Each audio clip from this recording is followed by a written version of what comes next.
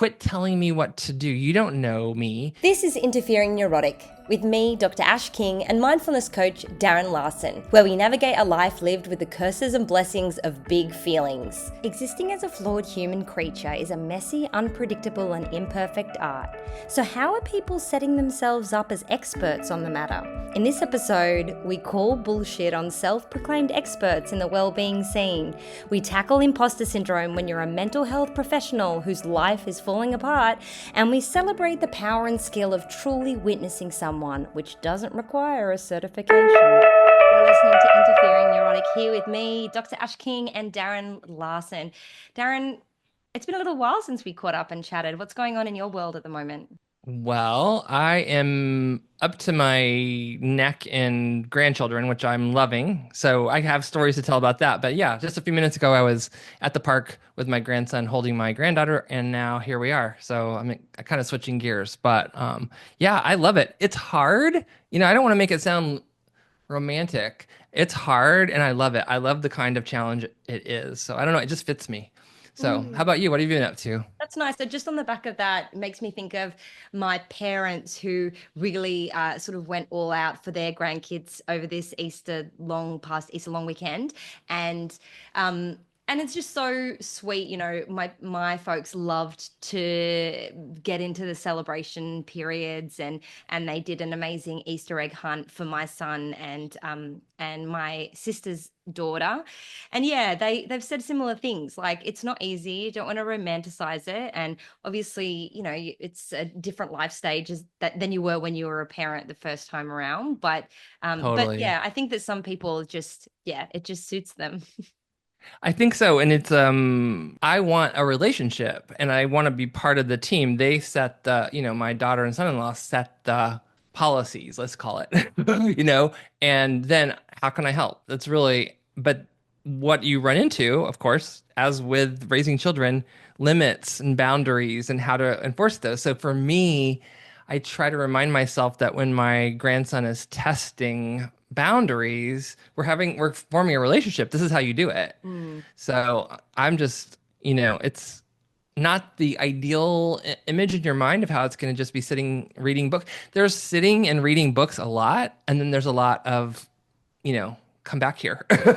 Yeah. Yeah, So, the practical stuff. My friend as well the other day was talking about how some of the parenting scripts are just so inane and useless. Like when you try to use yeah, them to your kid, and this is like, oh, this is what totally. Dr. Becky says. And, of course, a lot of these people have really great advice, but sometimes in real time, when you're trying to implement their strategies, it's not always effective. Exactly, exactly, exactly. Yeah, it's an interesting puzzle. I guess every generation has to create new ways to navigate the inevitable challenge. So yeah, I'm loving it.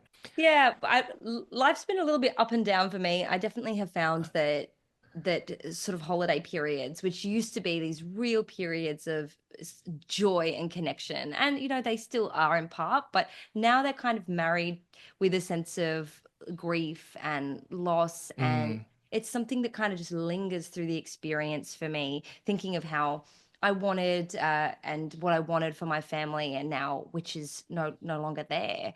And yeah, that's kind of been something difficult, like that it keeps showing up. You want to think that you can just like process, heal, whatever, put a tidy little bow on, and then get on with things. right. But I don't think that that's necessarily how it works. And rationally, I know that it's not how it works, but it doesn't really make the emotional experience of it all, the drawn out emotional experience of it all, necessarily easier. No, and it's grief, and it's going to come in waves. One of the first things that comes to mind, though, as I hear you saying this, is my initial response is, I kind of watch your life in little glimpses here and there through Instagram, especially. And, we've talked about this before, what to share and what makes it on Instagram. And your life looks so light and sunny and smiley. And even what you're talking about, the holiday you're reporting, I think it's so important to acknowledge I'm posting things from a really pleasant family weekend, and there's an undercurrent of grief in it. Hmm. I think about this like so I posted something recently with the grandkids. It was actually a day that was full of really pleasant and unpleasant things, but I posted a little collection of a few seconds here and there with a nice little quote, and I thought I really couldn't do the real life nitty gritty because while I'm trying to reinforce a boundary, I would have to whip out my phone and that just wouldn't work. In the Yeah. same way, your grief's not going to show up and I don't think it needs to, but I do find it so humanizing to hear. Don't you wish we knew behind, like if you could click on how was the person actually feeling Yes. during this beautiful day? I love, I always thought this could be like a Black Mirror episode as well, by the way. But, yeah, you kind of put your finger on the photo and it's transmitted the feeling experience. Like you get to have a little sample of, or even like a being John Malkovich moment where you're inside and you're experiencing Yeah. as another person. It's like if you could capture those moments, what would they be? Because they might not necessarily be the ones where, your hair's all done and you're at the beautiful family picnic or at the beautiful classy restaurant. And yeah, I think that I'm really grateful for this platform that you and I have, because I do get to open up a little bit more in terms of the reality of how I'm feeling. And I do a lot of writing, and my newsletter through Heavy Mental is sometimes where I share more personal essays, because I would Mm, hate to think that the stuff that I'm posting on my stories on Instagram, for instance, is just the reality, because in truth, it's only a tiny glimpse. And often it makes me feel good to acknowledge that there are good things and are bright and joyful things that I do want to share. And in that process of sharing them, I almost get to sort of expand or elevate them. However, I don't want to pretend, and I don't want it to be fake. And I think that mm, that's what is hmm. a tricky balance, especially when you are expressing yourself in any kind of public forum. It's so interesting. It's so practical and real in my life, this question. I know it's a both and I know that not everyone's going to get all the texture. Only my intimate people know. Mhm. And yet, I also like sharing, being able to share that this was not a perfect, but a beautiful moment. And having that, not everyone's going to be able to appreciate that. But yeah, I have pictures. We took a hiking trip through South America once, and there's this beautiful picture of us by a glacier, and I want to caption it. We were not speaking. By the way, right before this happened, there were words and then no words, and then that was healed much later in the day. And yet the photo was beautiful, and it was a beautiful hike. It was a beautiful location, but I wasn't really enjoying it in that moment. I don't know. I do like that you and I have a chance to say it's a both and all these things are. Even the fact having big feelings is a mixed bag. And Mhm. I love it. And sometimes it feels like, oh no, Mm. I wonder what it would be like to not Oh yeah, have such big feelings in I, this moment. I'm hating at the moment. I'm hating it. I was like ready to just hand them back the feelings. I know that when you go through difficult periods, it's likely that if you are someone more on the neurotic side and you do recognize that you have big feelings, that the negative experiences in your life are amplified in a way that maybe they wouldn't be for others, or maybe To- others might yeah, more easily work through and move on from. And right. I can understand that. And I think that when you're in the dark moments, you're just like, I don't want to be cursed with this anymore. Yeah, right. I don't what wait, no, no, no, no. I feel like this about mindfulness though. I think, oh no. Like I had this moment yesterday with my grandson where I thought, I don't want this to be a teachable moment for me. I just want to be mad. And I thought but I am mad internally and I'm feeling that anger, but I'm really calibrating my external because I also know that with having a child that age, 3 years old, the intensity of the emotion is relevant. It is more relevant to him than the flavor of that emotion, I think. And so if I want to downplay or discourage a behavior, I want to keep it flat. And this is how I learned. It's more I want to keep my composure and stay focused on the task and keep him safe and redirect in a way. This doesn't require me to express this raw anger, but I would also say that my mindfulness practice, it's so interesting. It's so complicated and nuanced, but I wish people talked about this more. As soon as I recognized this is an opportunity to maintain composure, it really was not that difficult. It's the forgetting that we have room to modulate or wait, how do I want to go about this? Giving myself a few extra seconds. And I would say overall, it felt not as intense or as challenging as it has maybe raising my own daughter, like when she was little.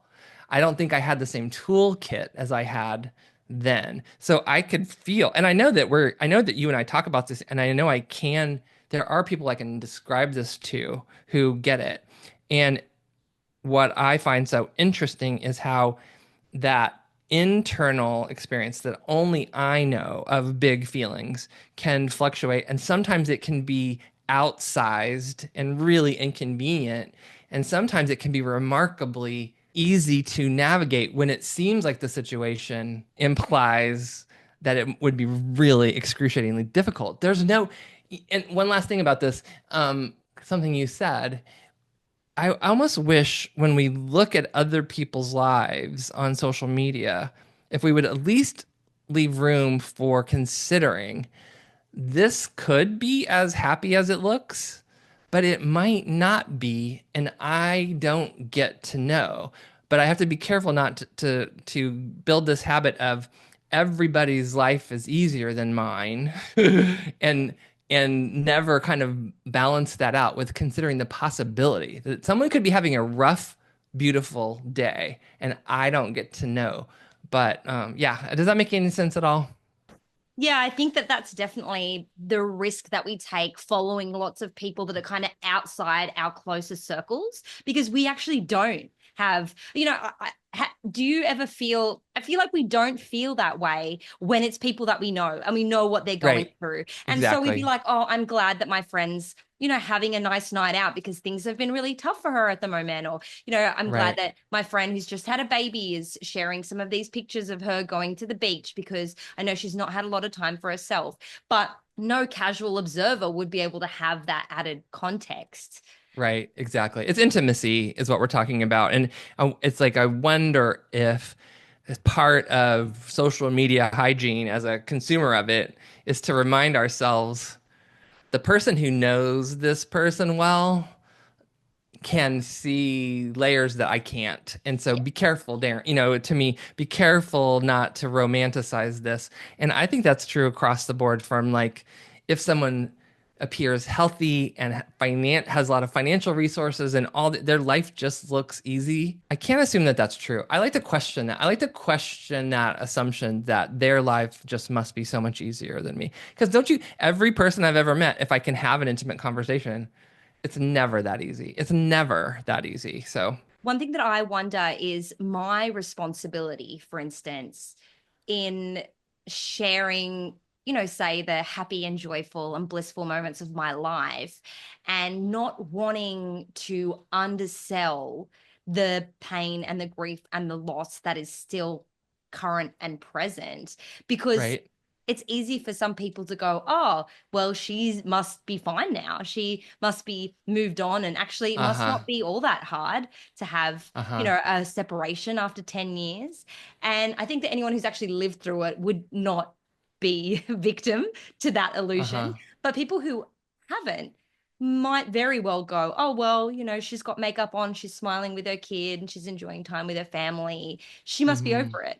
And that's one thing that I worry about Mm. purveying. And I don't know whether I am or should be more responsible in sharing a greater fullness of the whole experience. Someone wise whose name I can't track the source right on the spot, but she made the point. She was some kind of teacher, minister, something, maybe more in the spiritual something category.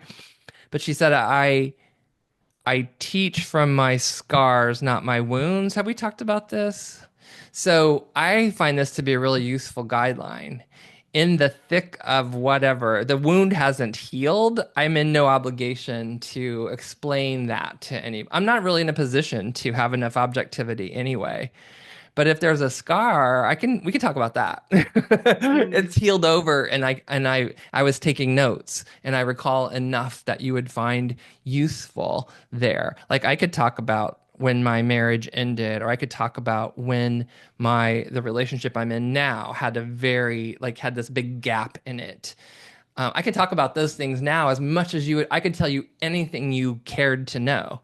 But if I'm struggling with something this week that finding that I have, not enough confidence about, or I'm struggling or really questioning myself, that's for my people to know, right? I find this also fascinating that I think what we're talking about here is emotional maturity. And part of what the internet does, because I think we want it to. It's not just the internet it's not just social media is doing things. We are social media in how we engage in it, Hmm. but it removes insight, maturity, quiet reflection. That doesn't appear. That doesn't go viral. No, So because when that's someone boring. bites their tongue, right, it's boring. And yeah, we've talked about that before, but it's something worth remembering that this platform does not broadcast wisdom or maturity well. And most of what kind of wisdom does pass is usually a quote that I always find myself saying, even a really pithy, insightful quote. I'm like, quit telling me what to do. You don't know me. It's not helpful in the that the way. didactic element, I know sometimes I find it personally affronting, or then I Yeah, could go, but I know the exact opposite scenario where that wouldn't be true same, or that wouldn't same. work. So you can see, especially Oh when my God. things, oh, like I was raging the other day about someone calling themselves a relationship expert, and I was like, fancy, it's like being a counselor or therapist and calling yourself a human expert. Right. It's just not a thing. You cannot be an No. expert on all things relationships or an expert on all things human. It's such a strange and weird word to use and gives me the ick. I think But we are so similar. No wonder we're talking because if you saw me in my natural habitat scrolling through media, the meditation teachers' quotes are the ones I am most likely to go out loud. Stop telling me what to do. Stop telling me what to think. Stop telling me what to feel. Stop telling me that this holiday is difficult for people. Stop telling me that sadness equals trauma. You know, and it's interesting. I think it's kind of what we were talking about a minute ago. I've kind of signed up for I want to learn how to inhabit my life fully in a wider range of comfortable and uncomfortable situations, right? So, including grandparenting. I've signed up for this, but I don't want to broadcast that I've mastered something because I feel like it's inviting proof that I haven't mastered it. Because if I broadcast that, the very next day, I'm going to find myself doing the opposite. Sometimes I'm like, I can't find my car after I leave the grocery store. I'm like, oh God, I hope no one thinks this is what mindfulness is finding your car every time. Or so there's all kinds of examples of that. I'm like, I think I'll think in the middle of a situation, this would be terrible for my brand if people think mindfulness means calm and relaxed and has a good memory. ah, I'm resonating so much with what you're saying because it's odd that this would be another angle of what I've had to experience going through this separation. But one thing is that I've had heaps of imposter syndrome come up Ah, because my work as a psychologist, my research on authenticity, it feels like oh, well, this person must not know anything about being a person in the Mm. world and having, healthy, well-functioning relationships and being happy and being a beacon of well-being. I think, oh my gosh, like I don't feel like any of those things, and now I've been outed. Like I feel, like when you go to the hairdresser and you want the hairdresser to have a good hairdo because you're like, oh, that Yeah. person Oh. knows what they're doing. And I feel like when you work in the well-being spaces, it's kind of an expectation. I just remember reading this book that a friend gave me, and it was about a woman who was going through a lot of depression, and she was going to see a therapist, and she noticed one day that her therapist didn't have her wedding ring on and could see the tan line from where the wedding ring used to be. And she was going to see this therapist for relationship issues. And after she saw that, she never went back. And that really struck me. Not that I do couples work or really work with relationships, but I suddenly thought, oh my gosh, I can't do or present anything in this well-being space at the moment without seeming like a fraud.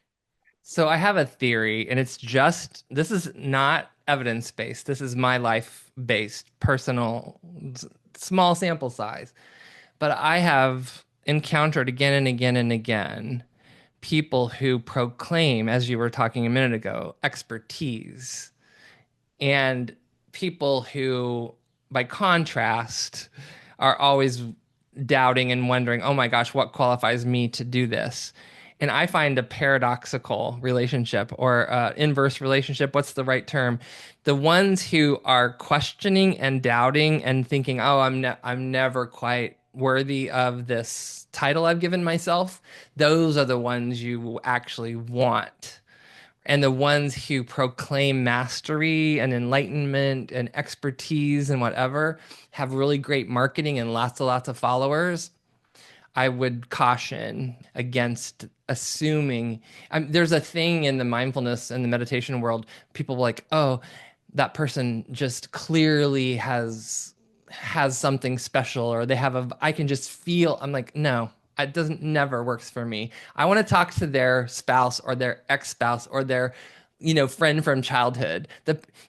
When even like these billionaires and people get on TV and they think they're so competent about something. Even the relationship podcaster guru people, I want to say, until I talk to your spouse or exes, we don't have a complete picture here. We have marketing, and we have, what is that, rule that people who are wrong are so confident and sure of themselves, and the people who, which I think have more of a deeper relationship to themselves and have kind of embraced their own vulnerability. I don't think we ever stop wondering what qualifies me to do this, have you ever gone to a yoga class and these young people who are, pretty obviously too raw to have anything of insight to offer, and they've always got a little line or a quote or telling me to, set my intention for the day, and I'm like, oh, I can't take it. I can't take it. But the person who says, you know you might want to try this. You might want to modify it for yourself. We're all just exploring here. Those are my people.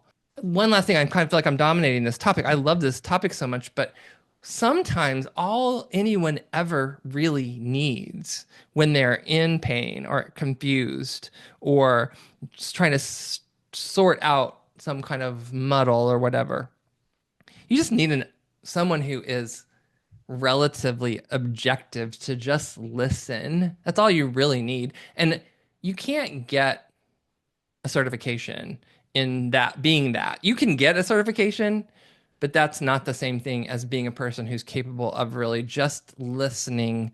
And maybe, don't you think there's something about objectivity?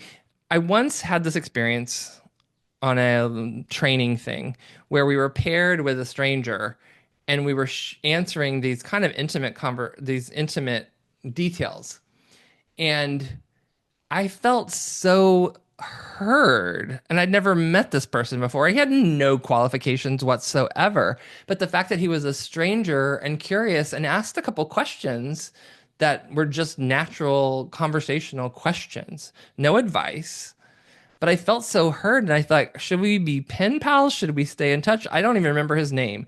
And we never spoke again. But it was almost a gift to just hear, just to witness or observe. Like sometimes I wonder, like if you in a moment of grief had some stranger that you could just blurt stuff out without having to ever come back to it or explain it. That's all you really need. And like you were talking about a hairdresser, I think about this all the time. There are, just because there's certification programs doesn't mean that all therapists are good or good for you. Just like you can't assume someone is good for your hair. The odds are really against us, I think, in all these parts of life Yeah, I where think certification is possible. Go ahead. we have to be careful of the expert trap, because I think Yeah, that whilst therapists and counselors do have maybe areas of knowledge that are beyond, your layperson, they aren't necessarily going to be an expert on your life. And the best counselors will say that they're not. Of course, they're not right. an expert on you. And Totally. the other thing where you can flip it around is that when they say you're the expert on yourself, and I'm like, well, no, I'm not that either. No, no, but neither is true. No, neither is true. Maybe the whole issue is with the notion of expert and expertise and what that means. It means to have a great amount of knowledge and understanding in a way that makes you somehow elevated on the topic. And I don't think that that is useful when it comes to being human. I think that we don't need to elevate ourselves to a point where we know why we do what we do and what happened to us and what other people are doing. I think that that gives us a flavor of self Mm. entitlement and really can cut us off from the curiosity that's required to connect deeply with other people and try to understand them as they experience the world. Well, and that's what I think we're really looking for is connection. And then we're given lots of messages, mostly from marketing and brand strategy of how we're supposed to, advertise ourselves. I find myself, I'm assuming you must too, when people introduce me, whether I've written the introduction or not, I find myself cringing every time, and I find myself, I'm the voice, I'm the person in the crowd going, how do we know any of this? These claims. And I think, I know, I don't want to say these things. I don't want to, I say, if they'll say, has been practicing every day for 22 years, had his brain scanned at a Harvard for a study. And I'm like, the study was, and I can't prove I've been practicing every day. I just know I have, but I can't prove it. So what is it? It's really none of that is worth anything. My favorite is when someone who's familiar with my approach introduces me in a personal way of how Mhm. what sticks with them Mm. about having heard me or worked with me. And then I just feel like, oh, I love it so much, but it would never qualify, it would never pass muster with a marketing person, right? But that's what Yeah. I like you're talking about connecting. Evidence of connection comes alive in a way that advertising or promoting my brand just never will feel right to me. And What maybe do you think about this idea though of the fact that you find yourself wondering or that kind of imposter syndrome feeling, could it be just a trait of the neurotic who's developing skills and learning things but never wants to lose sight of some kind of, there's always room for growth? Do you think that there just always will be this nagging wondering, who am I to say this? Or do you think this is situational and you'll feel differently on the other side of a little more time or healing? Yeah, it's really hard to know and to answer that. I think that there is a longing within me that there will be some place of reprieve once I've maybe worked and felt through a lot of the pain and the grief that comes with this experience. But I also don't want to set myself up for hoping and holding on to hope for something that might never come. Yeah. And I Yeah. think that that also requires me to turn towards myself with that self-compassion lens and Yeah. recognize that maybe this is just a part of who I am by virtue of being more neurotic, and that's okay. Maybe that allows me to be more diligent in the work that I do, more committed to the work that I do, more interested in how the work that I do impacts other people. And that's a good thing. It just means that I need to make peace with the discomfort that might be sitting within me. That's exactly how I frame it. And that's why I'm such a fan of embracing discomfort, because it in this area and in so many areas of life, it's such a it's such a more useful thing to shoot for than to arrive on the other end of something and no longer have any doubt. I don't know. I'm a fan of doubt and confusion and uncertainty. I think we could use a lot more of it in the world, but You're a fan. You have to teach me how to be a fan of it because I would definitely not use that description for myself. well, it's an acquired taste and it always feels terrible, but Like a disgusting cocktail or something of strange liquids, and it's good for you at the end of the day. or even thinking about, I think I know one relatable, like thinking about taste. Not everybody likes spicy food. And embracing discomfort is like learning to like spicier food. Mm, Really, it's something like that. You don't like jalapeno peppers and then just they never have a kick to them anymore just because you like them. They mm, continue to have a kick, but yeah, you develop an adult palate for appreciating that. And it's yeah. really in that family. I think that's a great analogy for the crap we can feel in this human experience.